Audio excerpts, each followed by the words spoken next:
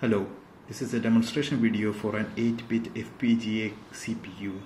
The design of the CPU is based on Ben Ito's tutorial on how to build an 8-bit breadboard computer.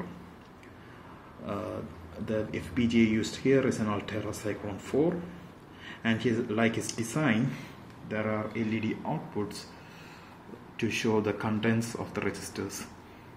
Up here we have the bus activity LEDs. Here we have a 4-bit program counter. Sorry, it's a bit messy, cannot see it properly. These are the A and B registers.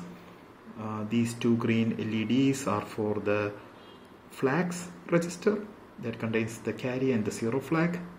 ALU output, memory address register, and these LEDs are showing the current content of the RAM, instruction register, and these LEDs are for the control word that is showing the current instruction that is being executed, the micro instruction that is being executed. Here we have the instruction step counter. Here there is a 4-digit 7-segment display for the output. Like this, his design, the CPU can be stopped, and we can step through each of the micro instructions if you want, and we can start the CPU again. We can also change the speed of the CPU, so the slow speed is 1 Hz. So this is 1 Hz, and the maximum speed is 25 Hz.